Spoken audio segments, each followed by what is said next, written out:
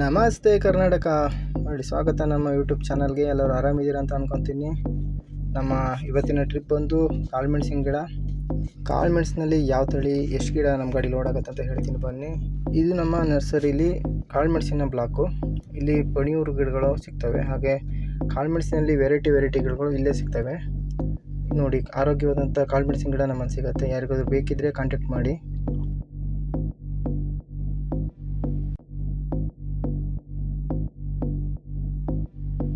ನಿಮ್ಗೆ ಯಾರಿಗಾದ್ರು ಕಾಳುಮೆಣಸಿನ ಗಿಡ ಬೇಕಿದ್ದರೆ ನನ್ನನ್ನು ಕಾಂಟ್ಯಾಕ್ಟ್ ಮಾಡಿ, ಅಥವಾ ಸಹ್ಯಾದ್ರಿ ನರ್ಸರಿ ಆ್ಯಂಡ್ ಫಾರ್ಮ್ ಅಂತ ಗೂಗಲ್ ಮ್ಯಾಪಲ್ಲಿ ಸರ್ಚ್ ಮಾಡಿ, ಗೂಗಲ್ನಲ್ಲೇ ಸರ್ಚ್ ಮಾಡಿ ಸಿಗುತ್ತೆ.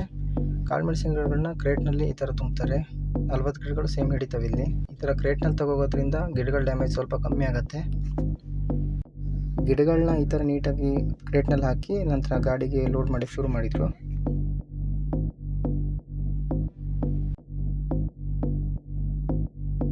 125 ಕ್ರೇಟು ನನ್ನ ಗಾಡಿಗೆ ಹಿಡಿಯುತ್ತಲ್ಲ, ಹಾಗೆ ಹಿಡಿತು. ನಂತರ ಹಿಂದ್ಗಡೆ ಸೈಡ್ ನೆಟ್ನೆಲ್ಲ ಕಟ್ಕೊಂಡು ಪ್ಯಾಕಿಂಗ್ ಮಾಡ್ಕೊಂಡೆ. ಮನೆಗೆ ಬಂದು ಟಾರ್ಪನೆಲ್ಲ ಹಾಕೊಂಡಿದ್ದೆ. ನೋಡಿ, 5,000 ಗಿಡಕ್ಕೆ ಈ ಥರ ಟೈರ್ ಕೂತ್ಕೊಂಡಿದೆ.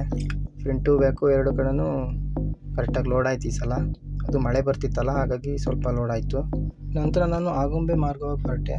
ಈ ವಿಡಿಯೋದಲ್ಲಿ ನೀವು ಆಗುಂಬೆ ಘಾಟ್ನ ನೈಟ್ ವ್ಯೂ ನೋಡ್ಬೋದು. 5,000 ಗಿಡ, 800 ಗ್ರಾಮು, ಹತ್ರ 4 ಟನ್ನು ಆಸುಪಾಸು. 4 ಟನ್ ಇದ್ದರೂ ಸಹ ಗಾಡೀಲಿ ಏನೇ ಸಮಸ್ಯೆ ಆಗಲಿಲ್ಲ. ನಾನು ಹಿಂದಿನ ಗಾಡೀಲಿ 4 ಟನ್ ಹಾಕೊಂಡು ಆಗುಂಬೆ ಘಾಟ್ ಇಳಿಸಿದ್ದೆ. ಫಸ್ಟ್ ಟರ್ನಲ್ಲಿ ಸಹ ಆರಾಮಾಗಿ ಗಾಡಿ ಇಳೀತು. ಯಾವುದೇ ರೀತಿ ವಾಬ್ಲಿಂಗು ಏನೂ ಆಗಲಿಲ್ಲ. ನಾನು ಈ ವಿಡಿಯೋನ ಸ್ವಲ್ಪ ಫಾಸ್ಟ್ ಮಾಡಿದ್ದೀನಿ, ಅದು ಸ್ಲೋವಾಗಿ ಗಾಡಿ ಓಡಿಸಿದ್ದೀನಿ. ನಾನು ನಿಧಾನ ಗಾಡಿ ಓಡಿಸಿದ್ರೆ ಬೆಟರು ಘಾಟ್ ಸೆಕ್ಷನಲ್ಲಿ. ನೀವು ಸಹ ಸೀಟ್ ಬೆಲ್ಟ್ ಹಾಕ್ಕೊಂಡು ಗಾಡಿ ಓಡಿಸೋದು ಮರಿಬೇಡಿ. ಘಾಟ್ ಸೆಕ್ಷನಲ್ಲಿ ಮಾತ್ರ ಕೇರ್ಫುಲ್ಲಾಗಿ ಗಾಡಿ ಓಡಿಸಿ. ನೀವು ಯಾವುದೇ ಗಾಡಿ ಓಡಿಸಿ. ಆಗುಂಬೆ ಘಾಟ್ ಅಂತ ಹೇಳಿದರೆ 3ನೇ ಟರ್ನಿಂಗು, ಆಮೇಲೆ 5 ಅಥವಾ 6ನೇ ಟರ್ನಿಂಗ್ ಸ್ವಲ್ಪ ಡೇಂಜರ್ ಅನಿಸುತ್ತೆ. ಗಾಡಿ ವಾಲ್ದಂಗೆ ಆಗುತ್ತೆ. ಆದರೆ ಈ ಸಲ ಆ ಥರ ಏನಾಗಿಲ್ಲ. ಆರಾಮಾಗಿ ಕೂಲಾಗಿ ಇಳಿಸಿದೆ, ಆರಾಮಾಗಿ ಇಳೀತು ಗಾಡಿ. ಅದೇ ಬೊಲೋರೋ ಬಂದಿದ್ದರೆ ಸ್ವಲ್ಪ ಮೇಲೆ ಕೆಳಗೆ ಆಗುತ್ತೆ ಗಾಡಿ. ನಾನು ಇನ್ನೊಮ್ಮೆ ಹೇಳ್ತೀನಿ ನಿಮಗೆ, ಘಾಟ್ ಸೆಕ್ಷನಲ್ಲಿ ಮಾತ್ರ ಗೇರ್ನಲ್ಲೇ ಗಾಡಿ ಓಡಿಸಿ.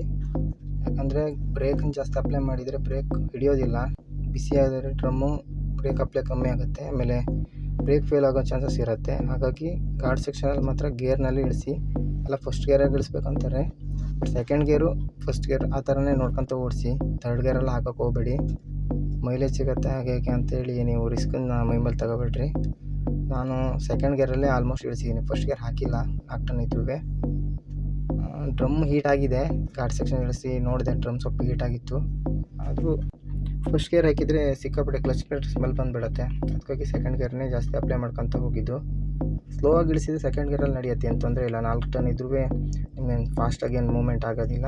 ಹಾಗೆ ಘಾಟ್ ಸೆಕ್ಷನಲ್ಲಿ ಕೆಳಗಡೆಯಿಂದ ಯಾವ್ದಾದ್ರು ಗಾಡಿ ಬಂದರೆ ನೀವು ಟರ್ನಿಂಗಲ್ಲಿ ಮೇಲ್ಗಡೆ ನಿಲ್ಲೋದು ಮಾತ್ರ ಮರಿಬೇಡಿ. ನೀವು ಸಡನ್ನಾಗಿ ಗಾಡಿ ಮೂವ್ಮೆಂಟ್ ಮಾಡಿಬಿಟ್ರೆ ಕೆಳಗಡೆ ಲೋಡ್ ಗಾಡಿ ತರ್ತಿರೋರಿಗೆ ಹಿಂಸೆ ಆಗಿಬಿಡುತ್ತೆ. ನೀವು ಕಾರ್ ಏನಾದರೂ ಓಡಿಸ್ತಾ ಇದ್ದರೆ ಸ್ವಲ್ಪ ಘಾಟ್ ಸೆಕ್ಷನಲ್ಲಿ ಅಕಸ್ಮಾತ್ ಲೋಡ್ ಗಾಡಿ ಏನಾದ್ರು ಮೇಲಿಂದ ಬರ್ತಿದ್ರು ನೀವು ಕೆಳಗಡೆ ನಿಂತ್ಕೊಳ್ಳೋದು ಬೆಟರು. ಯಾಕಂದರೆ ಕನ್ಫ್ಯೂಸ್ ಆಗುತ್ತೆ ಮೇಲ್ಗಡೆಯಿಂದ ಬರ್ತಾ ಕೆಳಗಡೆ ಯಾವ ಗಾಡಿ ಬಂತು ಇಲ್ಲ ಅಂತ. ಅದು ಆದರ್ಶ ಹಾಸ್ಪಿಟ್ಲಿನವರು ಒಂದು ಮಿರರ್ ಹಾಕಿದ್ದಾರೆ, ಅದಕ್ಕಾಗಿ ಸ್ವಲ್ಪ ಹೆಲ್ಪ್ ಆಗುತ್ತೆ. ಯಾವ ಕಡೆ ಕೆಳಗಡೆಯಿಂದ ಬರ್ತಾ ಇದೆಯೋ ಇಲ್ಲ ಅಂತ ಗೊತ್ತಾಗುತ್ತೆ. ಆದಷ್ಟು ಮೇಲಿಂದ ಇಳಿಸ್ತಾ ನೀವು ಗಾಡಿನ ಕೇರ್ಫುಲ್ಲಾಗಿ ಇಳಿಸಿ.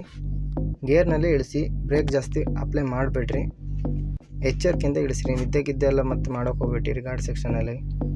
ಇಲ್ಲಿ ನೋಡಿರಿ, ಇಲ್ಲೊಂದು ಕ್ಯಾಂಟ್ರ್ ಬರ್ತಿದೆ. ನಾವು ಇಲ್ಲಿ ಮೇಲೆ ನಿಂತಿದ್ದೀವಲ್ಲ, ಹಾಗೆ ನಿಂತ್ಕೊಬಿಡ್ರಿ.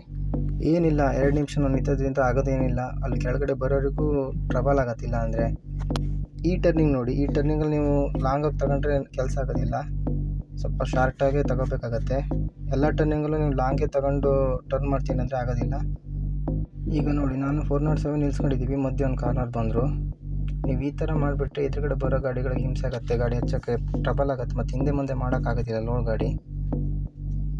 ಕಾರ್ನರಿಗೆ ಅಷ್ಟು ಗಡಿಬಿಡಿ ಏನಿರುತ್ತೋ ನನಗಂತೂ ಗೊತ್ತಿಲ್ಲಪ್ಪ. ನಾನು ಪ್ರತಿ ಸಲ ನೋಡ್ತೀನಿ, ಬಂದರೂ ನುಗ್ಸಿದ್ರು ಹೋದರು ಗಾಡಿನ. ಆ ಥರ ಮಾಡ್ಕೊಬೇಡ್ರಿ. ರಾತ್ರಿ ಎಲ್ಲ ಟೈಮು ಚೆನ್ನಾಗಿರೋದಿಲ್ಲ, ಒಂದು ಟೈಮ್ ಹೆಚ್ಚು ಕಮ್ಮಿ ಆಗುತ್ತೆ. ಅವಾಗ ಮಾತ್ರ ಸಫರ್ ಪಡ್ಬೇಕಾಗೋದು ನಾವೇ. ನಮ್ಮ ತಪ್ಪಿಂದ ಇನ್ನೊಬ್ಬರು ಲೈಫ್ ಲಾಂಗು ಅನುಭವಿಸೋದು ಬೇಡ. ಹಾಗಾಗಿ ಕೇರ್ಫುಲ್ಲಾಗಿರಿ. 1 ನಿಮಿಷ ವೆಯ್ಟ್ ಮಾಡಿ ಹೋಗಿ, ಏನಾಗೋದಿಲ್ಲ. ಘಾಟ್ ಸೆಕ್ಷನಲ್ಲಾಗಲಿ ಬೇರೆ ಕಡೆನೇ ಆಗಲಿ ಟ್ರಾಫಿಕಲ್ಲೇ ಆಗಲಿ 1 ನಿಮಿಷ ವೆಯ್ಟ್ ಮಾಡಿ ಹೋಗಿ. ನಿಮಗೆ ಮೆಡಲ್ ಏನು ಯಾರೂ ಕೊಡೋದಿಲ್ಲ. ಕೇರ್ಫುಲ್ಲಾಗಿ ಓಡಿಸ್ರಿ, ಎದುರುಗಡೆ ಬರೋರಿಗೆ ಟ್ರಬಲ್ ಕೊಡಬೇಡ್ರಿ. ಮತ್ತೊಂದಂದರೆ ಆದರ್ಶ ಹಾಸ್ಪಿಟ್ಲ್ ಅವರಿಗೆ ತುಂಬ ಧನ್ಯವಾದಗಳು. ಇವರು ಅದನ್ನು ಮಿರರ್ ಹಾಕಿ ಭಾಳ ಹೆಲ್ಪ್ ಆಗಿತ್ತು. ಅಂದರೆ ಮುಂಚೆ ಅಲ್ಲಿ ಟರ್ನ್ ಮಾಡೋದೆಲ್ಲ ಗೊತ್ತಾಗ್ತಿರ್ಲಿಲ್ಲ. ಅಂದರೆ ಸಡನ್ನಾಗಿ ಗಾಡಿ ಬಂದುಬಿಡ್ತಿತ್ತು, ಯಾವ ಕಡೆ ತಗೋಬೇಕು ಅನ್ನೋದು ಗೊತ್ತಾಗ್ತಿರಲಿಲ್ಲ. ಅವ್ರ ಕಡೆಯಿಂದ ಒಂದು ಒಳ್ಳೆಯ ಸಮಾಜ ಸೇವೆ ಅಂತಲೇ ಹೇಳ್ಬೋದು. ಹಾಗೆ ನೈಟು ಸೋಮೇಶ್ವರ ಬಂದು ನಾನು ಹಾಲ್ಟ್ ಮಾಡಿದೆ.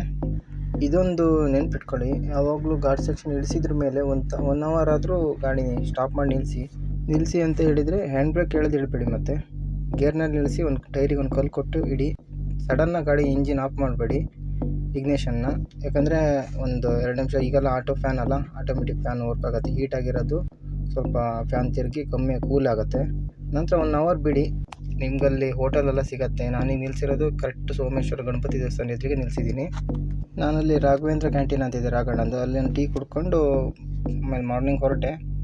ನೆಕ್ಸ್ಟ್ ನಮ್ಮ ಅನ್ಲೋಡ್ ಪಾಯಿಂಟ್ ಬಂದು ಕೇರಳ ಆಗಿತ್ತು. ಕೇರಳ ನೋಡಿ, ವ್ಯೂ ಸೂಪರ್ ಆಗಿದೆ. ಕೇರಳ ಹೋಗೋದೇ ಖುಷಿ ಆಗುತ್ತೆ, ಯಾಕಂದರೆ ನೇಚರ್ ಅಷ್ಟು ಚೆನ್ನಾಗಿದೆ. ಬೆಟ್ಟ ಗುಡ್ಡ, ರೋಡು ನೋಡಿದರೆ ನೀವು ಏನಪ್ಪ ಕೇರಳ ಅಂತ ಹಿಂಗೆ ಹೇಳ್ತಾನೆ, ರಸ್ತೆ ಯಾಕೆ ಹಿಂಗಿದೆ ಅಂತ ಹೇಳ್ಬೋದು. ಯಾಕಂದರೆ ಗುಡ್ಡದಲ್ಲೇ ರೋಡ್ ಮಾಡಿದ್ದಾರೆ, ಫುಲ್ ಟಾರ್ ರೋಡ್ ಅಂದರೆ ನಮ್ಮ ಕಡೆ ಹಳ್ಳಿ ರೋಡೆಲ್ಲ ಇದೆಯಲ್ಲ, ಹೊಂಡ ಗುಂಡಿ ಆ ಥರ ಎಲ್ಲೂ ಸಿಗೋಲ್ಲ ನಿಮ್ಗೆ ಅಲ್ಲಿ ಕೇರಳದಲ್ಲಿ. ಸಿಗತ್ತೆ ಕೆಲವೊಂದು ಕಡೆ ಮಾತ್ರ. ನಮ್ಮ ಕಡೆ ಕಂಪೇರ್ ಮಾಡಿದರೆ ಒಂದು 10 ಭಾಗ ಇರ್ಬೋದೇನೋ. ನೀವು ನೋಡಿ, ಒಂದು ಹಳ್ಳಿ ರೋಡ್ ಇದು, ಕಾಂಕ್ರೀಟ್ ಹಾಕಿ ಅದ್ರ ಮೇಲೆ ಟಾರ್ ಹಾಕಿದ್ದಾರೆ. ಎಷ್ಟು ಚೆನ್ನಾಗಿದೆ ರೋಡ್ ಅಂತ ಹೇಳಿದರೆ ನಮಗೆ ನಮ್ಮ ಕರ್ನಾಟಕದ ರಸ್ತೆ ನೋಡಿ ಬೇಜಾರಾಗ್ಬಿಡತ್ತೆ. ಮಾತ್ರ ಅಲ್ಲಿನ ಜನ ತುಂಬ ಬುದ್ಧಿವಂತಿಕೆಯಿಂದ ಎಲೆಕ್ಷನಲ್ಲಿ ಮತ ಹಾಕ್ತಾರೆ ಅಂತ ಹೇಳ್ಬೋದು. ರಸ್ತೆ ಆಗಲಿ, ಅವರು ಅಲ್ಲಿ ಒಂದು ನಿಮಗೆ ಸಿಮೆಂಟಿಂದು ಸೀಟ್ ಹಾಕಿರೋ ಮನೆ ಅಥವಾ ಟಾರ್ಪಲ್ ಹಾಕಿರೋದು ಗುಡಿಸ್ಲಾಗಲಿ ಕಾಣಿಸೋದೇ ಇಲ್ಲ. ಎಲ್ಲ ಕಡೆನೂ ಒಳ್ಳೆ ರೀತಿಯ ಮನೆ ಇದೆ. ನಾವು ಅಷ್ಟೇ ನಮ್ಮ ಎಲೆಕ್ಷನಲ್ಲಿ ಒಳ್ಳೆ ಅಭ್ಯರ್ಥಿನ ಮತ ಹಾಕಿ ಗೆಲ್ಲಿಸ್ಬೇಕು, ಆವಾಗ ಮಾತ್ರ ಕೆಲಸಗಳಾಗ್ತವೆ. ಹಾಗೆ ನಮ್ಮ ದೇಶನೂ ಉದ್ಧಾರ ಆಗುತ್ತೆ. ಒಂದು ವಿಚಾರ, ನಮಗೆ ಕೇರಳ ಕಡೆ ಬಾಡಿಗೆ ಬಂದಾಗ ಕಿಲೋಮೀಟ್ರ್ ಮೈಲೇಜ್ ಬರುತ್ತೆ ಅಂತೆಲ್ಲ ಅನ್ಕೊಳ್ಳೋದು ಸುಳ್ಳೆ. ತೀರಾ ಅಪ್ ಇರುತ್ತೆ, ಇಲ್ಲ ಡೌನ್ ಇರುತ್ತೆ, ಕರ್ವ್ ಇರುತ್ತೆ, ಇದೇ ಥರ ರೋಡ್ ಇರೋದ್ರಿಂದ ಗಾಡಿ ಮೈಲೇಜ್ ಎಲ್ಲ ನೀವು ಎಕ್ಸ್ಪೆಕ್ಟ್ ಮಾಡೋಂಗೆ ಇಲ್ಲ. ನಮ್ಮ V70 ಹತ್ತತ್ರ ಒಂದು 10 ಕಿಲೋಮೀಟ್ರ್ ಲೆಕ್ಕ ಮೈಲೇಜ್ ಕೊಟ್ಟಿದೆ ಅಂತಲೇ ಹೇಳ್ಬೋದು, ಆ್ಯಾವ್ರೇಜಾಗಿ ನೋಡಿದಾಗ. ಅಂದರೆ ಲೋಡ್ ಇರುತ್ತಲ್ಲ, ಅಪ್ಪಲ್ಲಿ ಹೋಗ್ತಾ 1ನೇ ಗೇರು 2ನೇ ಗೇರಲ್ಲೇ ಹಚ್ಚಬೇಕಾಗತ್ತೆ. ಫುಲ್ ಅಪ್ಪಿದೆ. ಸ್ಟ್ರೈಟ್ ಲೆವೆಲ್ ಇರೋ ರೋಡ್ ಸಿಕ್ಕಿ ನಂಗಂತೂ ಕಮ್ಮಿ ಆಯ್ತು ಈ ಸಲ. ಗುಡ್ಡಗಾಡು ರೋಡ್ ಇದ್ದಂಗೆ ಇತ್ತು. ಈ ವಿಡಿಯೋ ನೋಡ್ತಿರೋರು ಯಾರು ಒಮ್ಮೆ ಕೇರಳ ಬಂದು ನಾನು ಹೇಳ್ತಿರೋ ಈ ಥರ ಏರಿಯಾದಲ್ಲಿ ಓಡಾಡಿದ್ದು ಏನಾದ್ರು ನೆನಪಿದ್ರೆ ಅಥವಾ ನಿಮಗೆ ಖುಷಿ ಅನಿಸಿದರೆ ನನಗೆ ಕಮೆಂಟಲ್ಲಿ ಹೇಳಿ, ಯಾವ ರೀತಿ ಇದೆ ಕೇರಳ ಅಂಥೇಳಿ. ಬೆಟ್ಟ ಗುಡ್ಡದ ರೋಡನ್ನೆಲ್ಲ ಹತ್ತಿ ಇಳ್ಕೊಂತ ಅನ್ಲೋಡ್ ಪಾಯಿಂಟಿಗೆ ಬಂದೆ. ಅನ್ಲೋಡ್ ಪಾಯಿಂಟಿಗೆ ಬಂದು ಪ್ಲೇಟ್ನೆಲ್ಲ ಇಳಿಸಿ ಪ್ಲೇಟ್ ಒಳಗೆ ತಗೊಂಡ್ರವ್ರು. ಆಮೇಲೆ ಖಾಲಿ ಗಾಡಿನ ಮಾಡಿಕೊಟ್ಟು ನನ್ನ ಕಳಿಸ್ಕೊಟ್ರು. ಒಟ್ಟು 760 ಕಿಲೋಮೀಟರ್ ಲೆಕ್ಕ ಆಗಿತ್ತು ಒಂದು ಸೈಡು. ನಾನು ಅಲ್ಲಿಂದ ಆಮೇಲೆ ಹೊರಟೆ. ಅಲ್ಲಿಂದ ಕೇರಳದ ಒಂದು ಬಸ್, ಲೋಕಲ್ ಬಸ್ ನೋಡಿ ಈ ಥರ ಇದೆ ಅದು.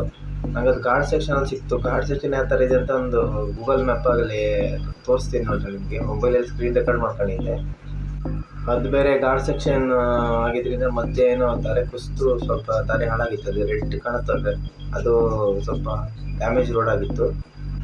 ಈ ಥರ ರೋಡ್ ಹೆಂಗಪ್ಪ ಆಗ್ತದೆ ಅಂತ ಅಂದ್ಕೊಂಡೆ. ಆಮೇಲೆ ಆರಾಮ್ಸೆ ಹತ್ಕೊಂಡೆ, ಅಂತ ಏನು ರಿಸ್ಕ್ ಆಗಿಲ್ಲ. ನಾವು ಎಷ್ಟು ಹೈಟ್ ಇದ್ವಿ ಅಂತ ಹೇಳಿದ್ರೆ ಆ ಮೋಡ ಎಲ್ಲ ಹೋಗೋದು ಕಾಣಿಸ್ತಿತ್ತು ನಮಗೆ, ಆ ಥರ ಅಷ್ಟು ಹೈಟ್ ಇತ್ತು ಈ ರೋಡು. ಅಲ್ಲಿಂದ ನಾವು ಸೀದಾ ಬಂಡೀಪುರ ಬೇರೆನೇ ಇದೆಯಲ್ಲ, ಸುತ್ತನ್ಪಿದ್ರಿ, ಆ ಕಡೆ ರೋಡಲ್ಲಿ ಸೀದಾ ಬಂದೆ. ಅಲ್ಲೇ ನಮಗೆ ಆನೆ ಬಸ್ಕ ಬಂದಿದ್ದು, ನಮಗೂ ಆನೆಗೂ ಅಲ್ಲೇ ಕೀಕ್ ಆಗಿದ್ದು. ನಾನು ಕೇರಳ ಹೋದರೆ 2 ರೂಟ್ ಸಿಗುತ್ತೆ, ಒಂದು ನಾಗರಹೊಳೆ ಮೇಲೆ ಮತ್ತೊಂದು ಈ ಬಂಡೀಪುರದ ಮೇಲೆ. ಈ ಆನೆ ಮೇಲೆ ನಮ್ಮ ಗಾಡಿ ನೋಡೋದೇನು ಅನಿಸ್ತೋ ಗೊತ್ತಿಲ್ಲ, ಏನತ್ಕೊ ಬಂತು ಒಂದು ಸಲ.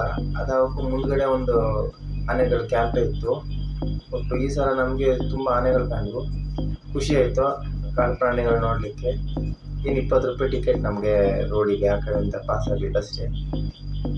ಇಲ್ಲಿ ರೋಡ್ ಸೈಡ್ ನಿಂತ್ಕೊಂಡು ಏನಾದ್ರು ಫೋಟೋ ತೆಗೆದು ಗೊತ್ತಾದರೆ 2000 ರೂಪಾಯಿ ಫೈನು. ಕೇರಳ ಕಡೆ ಆದರೆ 3000 ರೂಪಾಯಿ ಫೈನ್ ಹಾಕ್ತಾರೆ. ನೀವು ಈ ಹಾದಿಲಿ ಏನಾದ್ರು ಬಂದರೆ ಫೋಟೋ ತೆಗಿತಾ ನಿಂತ್ಕೊಬೇಡಿ. ಮತ್ತು ಫಾರೆಸ್ಟರ್ ಬಂದರೆ ಅಗ್ಲ ಮಾಡ್ತಾರೆ. ಫೋಟೋ ತಗೊಂಡು ಹಾಗೆ ಪಾಸ್ ಆಗಿಬಿಡಿ. ಮತ್ತು ಗಾಡಿಯಿಂದ ಹಿಡಿಯೋಕ್ಕೆ ಹೋಗಬೇಡಿ, ಡೇಂಜರ್. ಯಾಕಂದರೆ ಹುಲಿ ಎಲ್ಲ ಇದೆ ಅಂತ ಹೇಳ್ತಾರಲ್ಲ, ಹುಲಿ ನಂಗೆ ಇದುವರೆಗೂ ಸಿಕ್ಕಿಲ್ಲ, ಆದರೆ ಇರೋದು ಅಂತ ಹೌದು. ಯಾಕಂದರೆ ದೊಡ್ಡ ಫಾರೆಸ್ಟ್ ಇದು, ಅಲ್ಲೆಲ್ಲ ಹಂಪ್ ಹಾಕಿದ್ದಾರೆ. ಇದು ಗುಂಡ್ಲುಪೇಟೆ ಬಂದು ಟಚ್ ಆಗಿದೆ. ನಾನು ಅದೇ ಗುಂಡ್ಲುಪೇಟೆ ಬಂದು ಮೈಸೂರು ಬಂದು ಆ ರೂಟಲ್ಲಿ ನಾನು ಟಚ್ ಇದೆ. ಮೈಸೂರು ಬಂದು ಅಲ್ಲಿಂದ ಗಾಡಿ ಫುಲ್ ಟ್ಯಾಂಕ್ ಮಾಡಿಸ್ಕೊಂಡು ಸೀದಾ ಮನೆ ಕಡೆ ಹೊರಟೆ. ಒಟ್ಟು ನಮಗೆ ಈ ಟ್ರಿಪ್ಪಲ್ಲಿ 1300 ಕಿಲೋಮೀಟ್ರ್ ಆಗಿತ್ತು. ಗಾಡಿ ಹತ್ತತ್ರ ಒಂದು 11ರಿಂದ 12 ಮೈಲೇಜ್ ಕೊಟ್ಟಿತ್ತು. ಈ ಕೇರಳ ಏನಲ್ಲಿ ನಮಗೆ ಮೈಲೇಜಲ್ಲಿ ಆಕ್ಸೆಪ್ಟ್ ಮಾಡೋಂಗಿಲ್ಲ ಅಂತ ಫಸ್ಟಿಗೆ ಹೇಳಿದ್ನಲ್ಲ, ಹಾಗಾಗಿ ಈ ಥರ ಇತ್ತು ನಮ್ಮ ಕೇರಳ ಟ್ರಿಪ್ಪು. ಸೊ ಡ್ರೈವಿಂಗ್ ಮಾಡ್ತಾ ಜಾಗ್ರತೆಯಿಂದ ಗಾಡಿ ಓಡಿಸಿ. ಓಕೆ, ವಿಡಿಯೋ ಇಷ್ಟ ಆದರೆ ಲೈಕ್ ಮಾಡಿ, ಶೇರ್ ಮಾಡಿ, ಸಪೋರ್ಟ್ ಮಾಡಿ. ಹಾಗೆ ಮತ್ತೊಂದು ವಿಡಿಯೋದಲ್ಲಿ ಮತ್ತೆ ಸಿಗ್ತೀನಿ. ಬಾಯ್.